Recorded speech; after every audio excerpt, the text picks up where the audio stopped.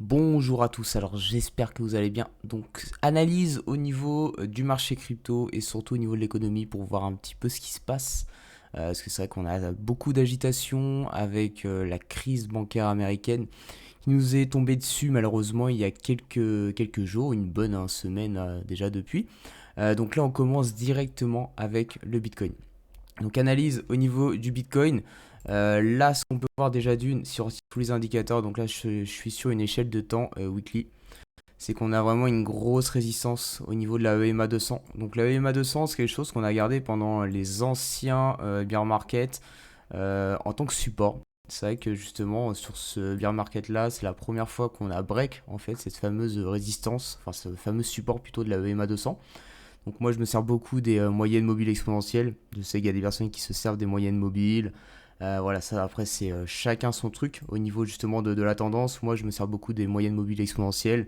Donc en l'occurrence ici on voit que cette EMA 200 fait résistance, fait office de résistance.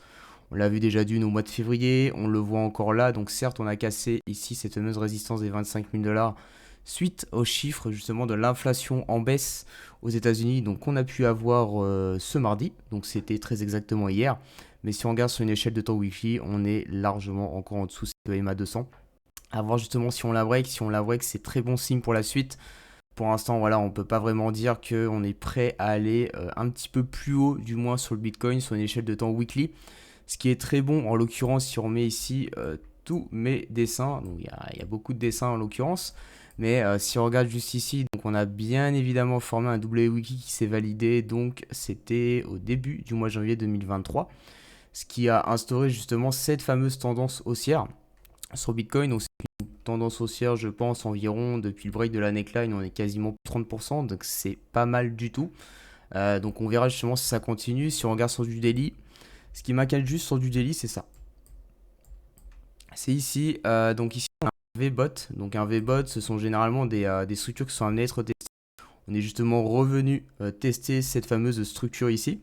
Donc on le voit en date du 8 mars quasiment. On est allé bien plus bas ensuite. Donc très clairement la tendance ici elle était baissière, hein. Là en l'occurrence c'était bien baissier. Là on a affaire à un rebond, donc à voir comment se matérialise le rebond. Pour l'instant en voyant la tête du rebond, effectivement on pourrait très bien se dire bah on peut très bien continuer maintenant à la baisse comme ça. Surtout qu'ici comme je l'ai dit, donc on a ce fameux V-bottom qui est amené à être testé. Donc personnellement, je ne pensais pas que ça allait repartir comme ça en rebond. Je pensais très clairement que ça allait continuer de baisser ou au moins se stabiliser comme ça et ensuite baisser. Généralement, c'est ce qu'on voit. Après, effectivement, il va y avoir des probabilités comme quoi on est à un gros rebond. Donc généralement ici, pareil, si on regarde, si je ne me trompe pas, on a fait un rebond sur les 0,5 de Fibonacci. Donc généralement, c'est ce qui se passe. Là, si on remet l'ancien point haut. Donc on a break les 0,382 ici qui servaient de dernier support haussier en fait à cette fameuse tendance ici haussière qu'on a à moyen terme. Donc on a break justement ici sur la journée du 9 mars. On était clairement dans une tendance baissière. En fait ici on a souvent ce fameux niveau des 0,5 de Fibonacci qu'on appelle également le niveau de Gann. Qui peut servir en termes de rebond. Et ensuite, bah, le rebond, c'est à voir où il va. Donc la particularité du rebond, c'est qu'on ne sait jamais où est-ce qu'il peut aller. Justement, ça va dépendre en fait de l'impulsion qu'on a eue ici. Donc au niveau de cette fameuse vague 3 en fait. Donc si on prend les vagues d'Elliott 1, 2, 3, 4, 5, ça va dépendre de ça. Donc là pour l'instant on s'est arrêté vers le top en fait, hein, qu'on avait instauré. Il faut savoir qu'on peut aller bien plus haut au vu justement de l'impulsion de la vague. On peut très bien s'arrêter là sans souci, mais on peut très bien également remonter facilement ici vers les 28 000 $. En l'occurrence, pourquoi pas ici aller vers les 35 000 $. Donc ça, bien évidemment, on verra ce que nous instaure le Bitcoin, mais donc pour l'instant, je suis pas très fan de ce fameux rebond. À voir justement, comme je l'ai dit, comment il se matérialise si en l'occurrence on se stabilise ici et qu'on forme une structure en W. Et effectivement, on est prêt à aller bien plus haut. Pour l'instant, c'est pas le cas. On pourrait très bien se dire, comme je l'ai dit, hop, on fait des M et puis on redescend ici, hein, voir le fameux V-bottom. Et en soi, c'est tout à fait normal. Voilà. Donc ça, déjà, on verra au niveau du Bitcoin. C'est juste ça qui me plaît pas. Cette fameuse structure en V-bottom. Voilà pour ça. Donc ensuite, si on revient sur une échelle weekly, justement, au niveau du Bitcoin, tac, on passe sur du weekly. Donc si la hausse est bien définitive, on peut déjà d'une très largement aller vers les 28 000 $. Voilà, c'est un premier niveau largement atteignable. c'est c'est le haut de cette fameuse zone d'achat. Donc c'est pas du tout déconnant d'y aller. De toute manière, on le sait, dans une zone d'achat, c'est une zone de stabilisation. Donc qu'est-ce qu'on fait dans une zone d'achat, dans une zone de stabilisation? On va du point bas vers le point haut, et puis voilà, on se stabilise comme ça. Donc effectivement, ça fait quand même de grandes amplitudes. On est sur le marché des cryptos, faut pas avoir peur des amplitudes. En soi, on peut très bien avoir une hausse de plus 100%, une baisse de moins 40%, et toujours rester dans cette fameuse zone, et toujours être en fait dans une zone de stabilisation. Donc voilà, faut vraiment pas avoir peur de ça. Donc premier niveau ici qu'on peut atteindre en termes de résistance, 28 000 dollars, et ensuite on peut très largement aller donc facilement vers la zone des 30-35 000 dollars. Donc ici on le voit, si on trace pareil un retracement de Fibonacci, eh bien on peut revenir ici target les 0.382. Donc toucher ici cette résistance, ça voudra dire qu'effectivement on sera toujours dans une tendance qui est une stabilisation. Donc là on aura mis fin en fait à cette fameuse tendance baissière et on aura enclenché une zone de stabilisation. Donc dans le cas où on ne break pas cette fameuse résistance, on ne peut pas dire que le Bitcoin soit dans une tendance haussière, on va dire, du style bull run. Voilà, ça il faut vraiment le comprendre.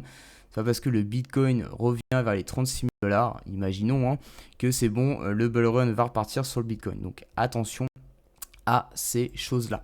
Ensuite, donc on va regarder également un petit peu au niveau des contrats à terme sur le Bitcoin, au niveau du CME. Donc, au niveau de la bourse de Chicago, donc j'avais vu quelques petits trucs. Donc effectivement, comme vous avez pu le remarquer, vous en avez peut-être entendu parler, on a comblé un gap. Sur du daily, justement, on avait un gap au niveau du CME du Bitcoin. Donc ça, c'est bon, c'est comblé, le gap des 20 000 dollars est comblé. Et si justement on va un peu plus haut, on voit qu'il y a d'autres gaps. Donc on a un gap ici qui se trouve à 30 000, enfin plutôt 28 000. Donc raison de plus pour pourquoi pas venir vers cette fameuse zone de résistance. Et ensuite, on a également donc un autre gap qu'on est ici vers les 30-35 000. Et si on regarde bien évidemment mon graphique, effectivement, là, zone de résistance, zone de résistance. Donc c'est pour ça qu'on peut très largement y aller. Mais ça ne veut pas dire, attention, que ensuite on va repartir vers les 50 000. C'est encore trop tôt pour le dire. Là, on en est vraiment qu'à l'heure. On n'a même pas break, hein, comme je l'ai dit, là, juste ici, la fameuse EMA 200. Donc ça ne sert à rien de s'emporter. Voilà pour ça. Donc on verra bien évidemment comment ça se trame. On le sait en l'occurrence qu'il y a une crise bancaire aux États-Unis. C'est en soi la première grosse crise bancaire que le Bitcoin est en train de traverser. C'est pas arrivé depuis 2008. Forcément, le Bitcoin est arrivé juste après.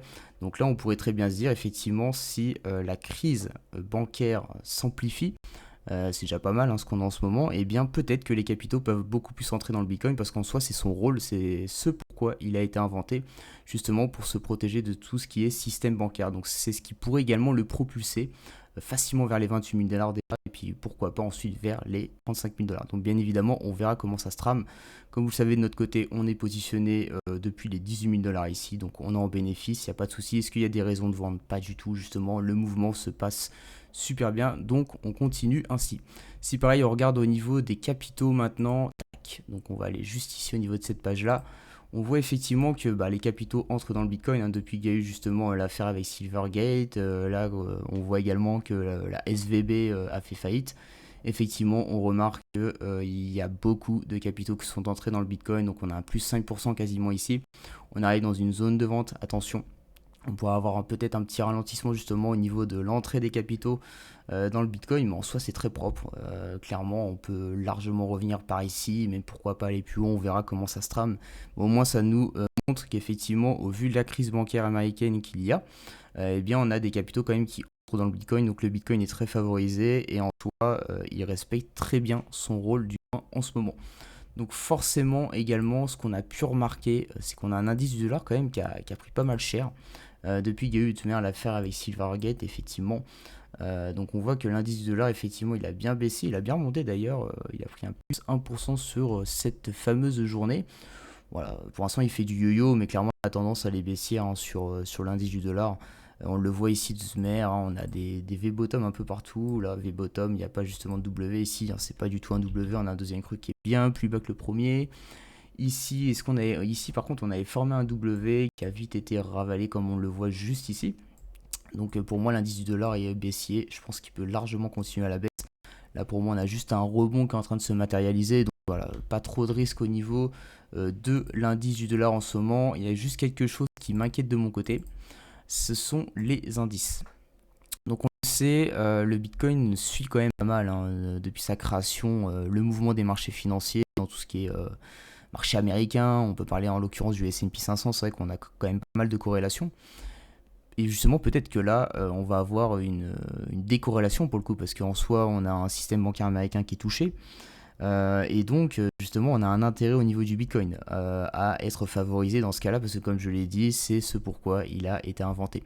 En tout cas, ce qu'on remarque au niveau, par exemple, du S&P 500, c'est qu'effectivement, la tendance, elle est bien baissière, hein. Là, clairement, au niveau du S&P 500, il n'y a rien qui nous dit que le S&P est prêt à faire de nouveaux sommets. Voilà, donc c'est vrai qu'on a un peu une décorrélation quand même de ce qui se passe entre les mouvements du S&P et surtout le mouvement du Bitcoin. Donc si on regarde en weekly au niveau du S&P, ouais, c'est pas fameux. On voit ici, par exemple, en weekly, hein, on a un V-bottom. Si on regarde en monthly, c'est encore pire, on a un bon V-bottom également.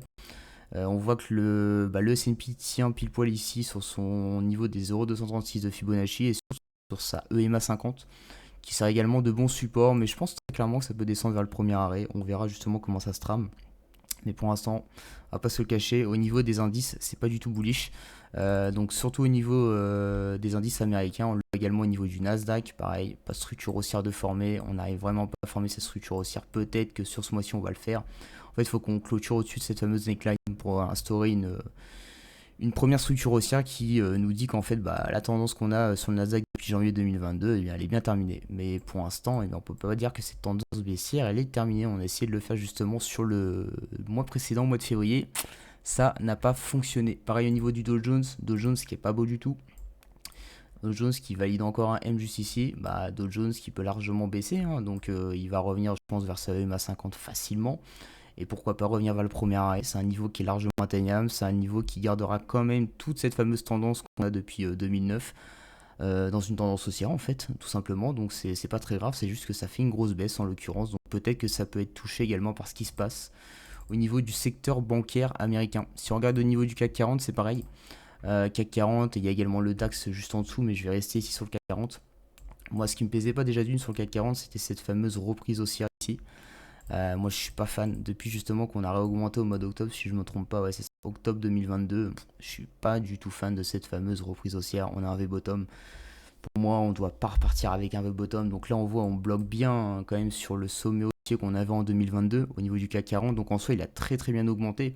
C'est vrai qu'il a augmenté dans l'ombre du S&P 500. En l'occurrence, on est un secteur européen depuis le mois d'octobre qui a été largement favorisé en termes de capitaux. Donc ça, c'est très intéressant.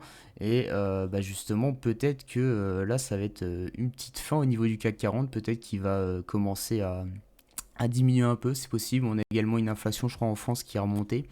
Contrairement aux États-Unis, on a une inflation qui a baissé à 6%. Donc c'est peut-être ça aussi qui pourrait nous dire qu'effectivement, au niveau du CAC 40, ça va commencer à se calmer un petit peu et peut-être même qu'on pourra avoir d'ailleurs un secteur américain, je veux dire un marché américain qui soit beaucoup plus favorisé parce que c'est vrai qu'il a été laissé, hein, comme vous pouvez le voir, un peu à l'abandon hein. Au niveau du S&P, on n'a rien fait. On a un CAC 40 qui a explosé hein, clairement depuis l'automne dernier, mais là, au niveau du S&P, clairement, on n'a rien. On n'a rien. Donc voilà au niveau des indices, c'est pas fameux quand même. Les indices, on voit que ce qui se passe au niveau de la crise bancaire américaine, ça les touche pas mal. Par contre, en l'occurrence, quand on regarde le Bitcoin, effectivement, pour l'instant, lui, de son côté, n'est pas touché. Donc peut-être qu'il a tout son intérêt, comme j'arrête pas de le répéter depuis tout à l'heure. Au niveau, donc, pareil, de tout ce qui est récession, on va juste regarder au niveau des taux. Donc bien évidemment, comme vous le savez, on a des taux court terme qui sont largement passés au-dessus des taux long terme. Donc ça, pareil, ça annonce un risque de récession sous 6 mois, un an, si je ne me trompe pas, dès qu'on a un croisement. Donc est-ce qu'on aura plutôt un flash crash sur les marchés? Je sais pas, on verra. Ça c'est une grosse question, on verra si ça peut arriver là. On va voir également ce que va faire la Fed. On a le 22 mars donc une réunion au niveau de la Fed qui va forcément annoncer une hausse ou non de ses taux d'intérêt. En l'occurrence, il vaudrait mieux pas pour la Fed qu'ils augmentent leur taux d'intérêt vu de ce qui se passe sur les marchés financiers. C'est sûr, il va falloir soit qu'ils augmentent très peu leur taux d'intérêt ou soit pas du tout. Voilà, donc on verra ce qui se passe, mais dans tous les cas, si effectivement il n'y a pas forcément de hausse de taux d'intérêt de la part de la Fed, normalement ça sera très bon pour les marchés à risque, donc les marchés à risque qui comprennent effectivement en l'occurrence tout ce qui est crypto-monnaie et actions. Donc voilà, ça pourrait être très avantageux également pour le Bitcoin sur ce qui peut se passer. Donc mon avis, Mon avis de mon côté, c'est que effectivement, on a cette fameuse crise bancaire américaine qui a impacté également le secteur européen et même le secteur de la banque en France. On va regarder un peu, mais normalement juste ici, si on va au niveau de bourse, banque, tac. On le voit ici, hein, les banques françaises ont pris un gros coup sur cette fameuse journée. Eh bien, effectivement, on peut encore avoir des capitaux qui vont entrer dans le Bitcoin. Donc, personnellement, sur du court terme, comme je l'ai dit, sur du moyen terme, je suis juste pas fan de ces deux trucs-là. Voilà, ici, on a vraiment des V-bottom, c'est pas super beau, mais on a un rebond qui s'est matérialisé. Et le rebond, bah, la particularité de ce genre de rebond, c'est que ça peut aller encore bien plus haut. Donc, on peut aller très bien vers les 28 000 dollars comme les 35 000 dollars sans trop de problème. On verra justement ce qui va se matérialiser ici sur du daily. Pour l'instant, on ne peut pas en dire plus. C'est vraiment du 50-50. Surtout ce qu'on a vu également hier, c'est qu'on a break les 25 000 dollars au niveau du Bitcoin. Cette fameuse résistance qu'il fallait absolument break, hein, on le voit ici, c'est une résistance qu'on a depuis quasiment bah, le mois d'août 2022 en fait. Mais le problème, c'est qu'on n'a pas clôturé au-dessus. Voilà. Donc, tant qu'on ne clôture pas la journée au-dessus de cette fameuse résistance, on ne peut pas certifier qu'on l'a véritablement break. Donc, c'est ce qu'il va falloir attendre sur les prochains jours, prochaines semaines, c'est justement voir ce que va faire ce fameux Bitcoin.